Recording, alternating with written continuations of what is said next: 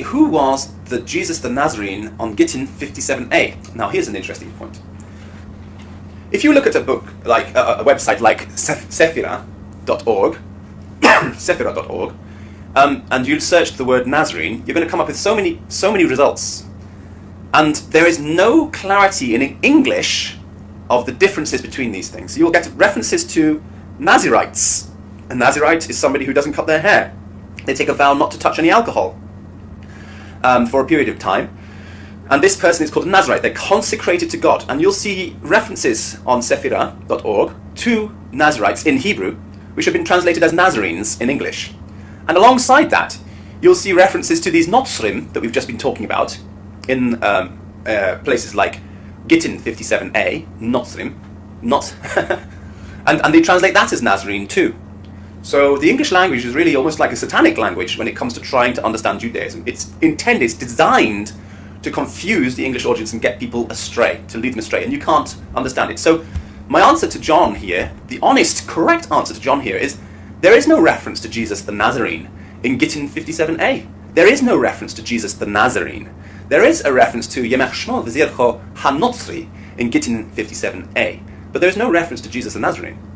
The problem is, people who are enemies of Judaism, people who are already polluted with the seed of anti-Semitism, will automatically assume that their non-Jewish friends who are telling them that this is something bad which those nasty Jews are saying about Jesus in their Talmud, they will take the side with those non-Jews against the Jews. And thereby the seed of anti-Semitism grows and spreads and the weeds carry on. Instead of learning Hebrew, which won't take you more than a week to learn to read the Hebrew letters. You know, there are cretins out there who have learned to read Aramaic inside of a couple of months. And it's that easy to learn to read the Hebrew letters that you can look and you can start to see in the Hebrew text yourself and start to work out, I see.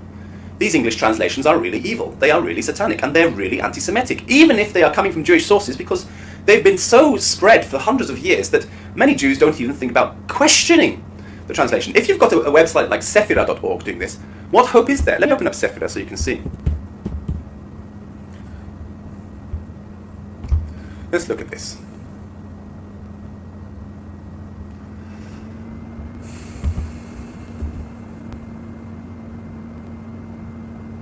I'll share this on the screen now. So this is a search for the word Nazarene on sephira.org. And you've got Avodah Zarah 17a1, Sanhedrin 107b, Gittin 57a. Let's open that up. Actually, I'll open it up so we can talk about that one. And you've got Sanhedrin 40, Gittin 57a 4 and 3, Sanhedrin 43a 20, Avodah Zarah 17a2.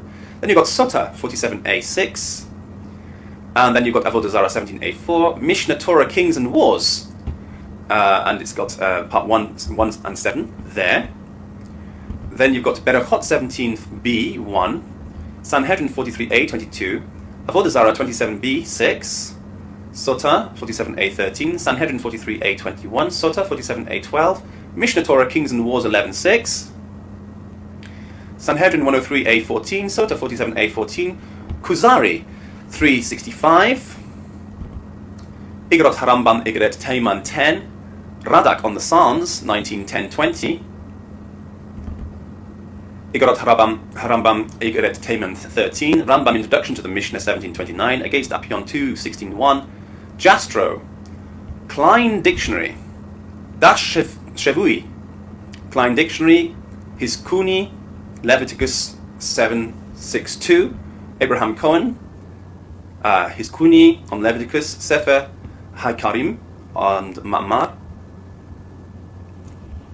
Hiskuni, and Rabbeinu Bahya. Now, if you were to look at these things, for example, let's talk about this one here, Rabbeinu Bahya. He's not talking about Jesus the Nazarene, or even Nazarenes at all. This one is about Nazarite vows. But they say Nazarene. And again here, you've got Leviticus, and this is about Nazarite vows as well. And they're saying Nazarene. And up here, they've got all these references to Jesus the Nazarene. But they're not. Let's have a look at this.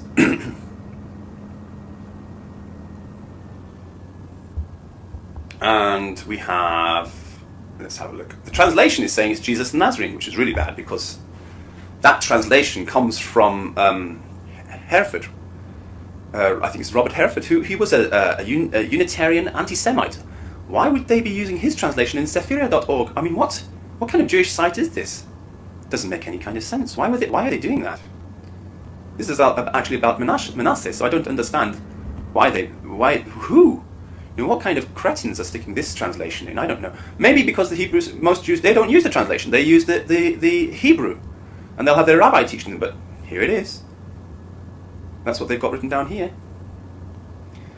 Let's have a look and see if we can find the references then. So,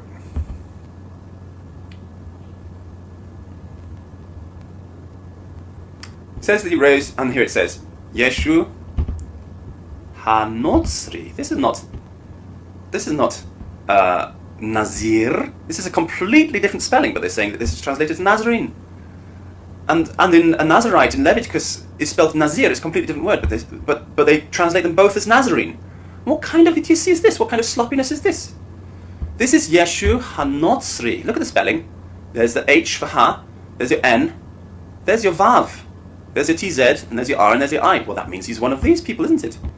He's one of these. 2 Kings 17:9. As, indeed, Manasseh was. So who's translating this? Yeshu, in this case, stands for Yemach Shmol V'Zircho. May his name and memory be obliterated. This is not even a name. This is not a name. If it was a name, it'd be Yeshua. This is not a name. Christians going around calling Jesus Yeshu, which means may his name and memory be obliterated. I mean, who are these idiots? Messianic Jews? They should have studied Judaism a little bit first before going off. And they're calling Jesus, may his name and memory be obliterated, the witch, essentially, or the enemy of God. That's what they're basically calling him, because they say that's the Hebrew name for him, Yeshu HaNotzri. That's not.